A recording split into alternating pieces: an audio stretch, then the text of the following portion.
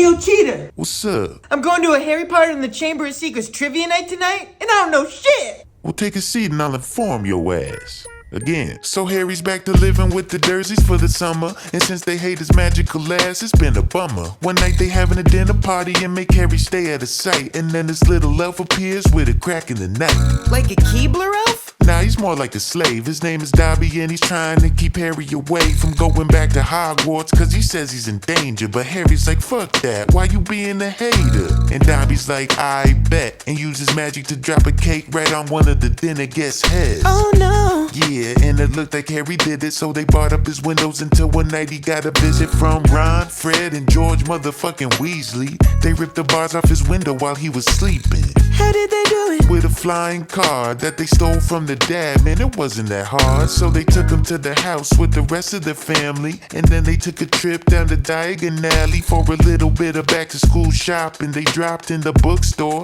man, that shit was fucking popping, with witches and wizards all waiting in line to see Gilderoy Lockhart and get their book signed. Who's that? This whack-ass celebrity wizard and the new defense against the dark arts professor. Okay. And as they getting ready to dip, Harry gets out by a cane that looks like it came from a pimp, but it wasn't a pimp, it was Draco's dad, Lucius Malfoy. Oh, he sounds bad. Yeah, but he just following orders. Cut to everybody back on platform 9 3/4. They going through the bricks till only Ron and Harry remain, but they can't get through it, so they end up missing the train. So how do they get to school? They go and steal the flying car again. Man, that's so cool. Yeah, until they get to the luscious school grounds where the flying ass car starts sputtering out, and they crash into a tree with the personality of Hulk Hogan, circa 1993. Yeah, the tree's really beating they ass, which results in Ron's wand breaking in half. And needless to say, they get in all kinds of trouble with Professors Snape and McGonagall. So all eyes are on them as they start year 2. Then one day, while Harry's walking around the school, he starts hearing a voice nobody else can hear, talking about killing fools. And Harry's like, that's weird. Then one night the gang stumbles upon a flood and see words on the wall that were written in blood. What did they say? Somebody opened the chamber of secrets. Then Mr. Filch arrived, and that's when shit got heated, when he saw his cat was petrified, stiff as a board, and everyone was blaming Harry, but Harry implored. He's like, come on, y'all, you know it's all one love. And then Professor Lockhart starts a dueling club. Cool. So everybody starts dueling and shit, and it's Harry versus Draco, his nemesis. And Draco makes a snake appear, which in turn turns towards a fucking Hufflepuff second year. And Harry's like, nuh-uh, son, but doesn't realize he's speaking to the snake in parcel tongue. What's that? It's the language of snakes, and anybody who speaks it is most likely related to Salazar Slytherin, the guy who created the Chamber of Secrets. So Harry is hated even more than before, cause they think he's the heir of Slytherin. He says he isn't, but nobody cares. Man, Harry's so misunderstood. He's gonna clear his name up. Bet Cheetah, what happens next? Slow your roll, little bro, things get much worse. Some students get petrified and they saying Harry's the perp, but Harry, Ron, and Hermione are convinced it's Draco. They hatch a plan to catch him to the bathroom they go. Do they have to take a poo? Nah, man, they gotta whip up a magic potion called Polyjuice. What's that? It's a transformation elixir. All you need is to put somebody's hair in the mixture, and if you drink it up, you gonna look like them. So Harry and Ron turn into Draco's ugly best friends, but Hermione's like, fuck, I turned into a cat. I must have took the wrong hair off that Slytherin bitch's back. So the boys go without it to continue the mission, to find Draco and get a confession. But he's like, nah, I ain't do that, bro. I heard the chamber was last open 50 years ago. And they were like, that's crazy. And he was like, I know, that's when a beast was unleashed and it killed some hoe. So after they accrued all this information and Hermione recovered from a transformation, they saw that the bathroom where they made the potion was flooded. Oh shit, I forgot to mention the ghost in it. Her name's Moaning Myrtle. Man, that bitch is annoying, always crying in the bathroom so the students avoid it. Got it. So anyway, it's all flooded, right? Cause there's a little black diary clogging the pipe. So Harry takes it back to his room and looks inside it, sees that the pages are blank, and he decides that he's gotta write in it. So he says, what's poppin'? In the book's like, yo, I'm Tom Riddle, let's hop in one of my memories. And he sees the commotion that was caused the last time the chamber was open. Is this the time Draco was talking about? Yeah, they blamed Hagrid and kicked his ass out. What? Yeah, you know he's got a penchant for beasts, so they assumed that he was the one who unleashed it. And Harry was like, damn, could it really be Hagrid? Then he hears that voice again before a Quidditch match. And then Hermione's like, yo, I think I got an idea of the kind of monster causing all this terror and fear. So she goes to the library without the guys, and on the way back she gets petrified. Oh my God, Cheetah, don't tell me that the monster got Hermione. Now they really gotta know who done it, so they go to Hagrid's hut and start to confront him. But then there's a knock at the door, so Harry and Ron hide underneath his invisibility cloak.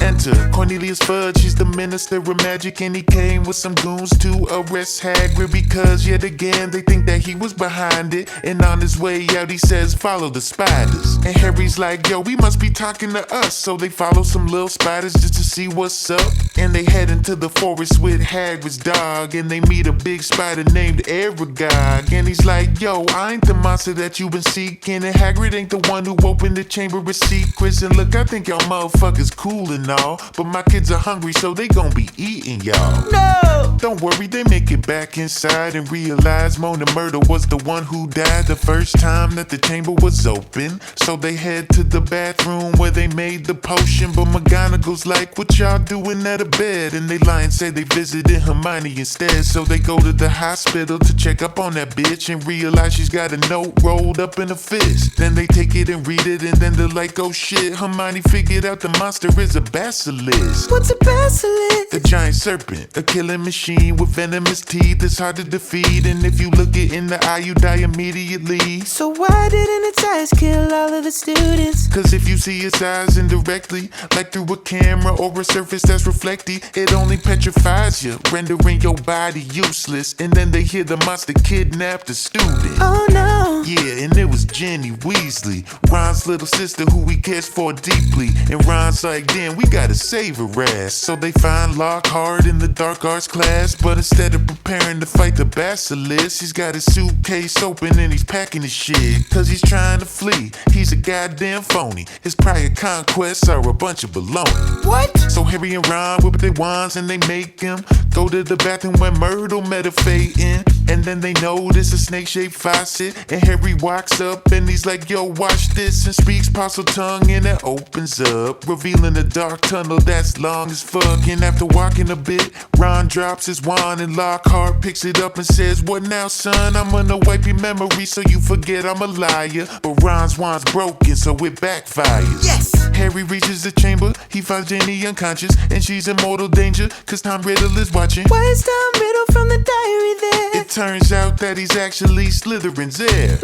Yeah, he's been using Ginny all year long, and now he's sucking out his soul to make his body strong. And he's no longer bound to the book, and says, my name's Tom Marvolo Riddle, I ain't your regular crook. I'm the strongest wizard that you ever heard about. And if you rearrange the letters in my name, it spells out, I am Lord Voldemort. What? And Harry's like, no, Dumbledore is actually the best wizard to ever do it. And at the very moment Fox the Phoenix flew in and passed him the motherfucking sword and hat, and Tom Riddle's like, what you gonna do with that? And then he calls the basilisk to eat Harry alive, and then Fox the Phoenix gouges out its eyes, and now it's blind and it can't find Harry's ass. And then the sword of Gryffindor is in the sword and hat. Whoa! So Harry grabs it and stabs the snake in the face, but gets some venom from his fang in his veins. And Harry's like, oh shit, man, I'm about to die. But then the phoenix heals his wound with a tear from his side. Yay! So Harry rips out the fang in its entirety and stabs that venomous thing into the diary, destroying Tom Riddle's plans in a jiffy. And then he grabs Ginny and says, come with me back up to the school where it's nice and warm, and everybody's celebrating cause he saved Hogwarts. And Dumbledore informs him he can talk to snakes cause there's a part of Voldemort in the scar on his face. Oh, that makes sense. Yeah, it's pretty cool. And then Lucius Malfoy pulls up to the school with his house elf Dobby, the one from the start. And Harry realizes Lucius played a pivotal part cause that flourishing blast before the school year started. He slipped the diary into Ginny's cauldron. That must be why Dobby tried keeping Harry out of Hogwarts to save his life. Yeah, Harry sees Lucius treating Dobby like shit, so he cracks up a plan like lickety split. He takes his sock off and puts it on the diary cover, and he hands it to Lucius like, here you go, motherfucker. And Lucius is like, why you giving your sock to me? Hands it to Dobby, and Dobby's like, oh shit, I'm free. Why? Cause when the master gives his house elf clothes, he gets emancipated and he ain't a slave no more. Yay! And that's it, Harry did it again. Now you know enough to get yourself a trivia win.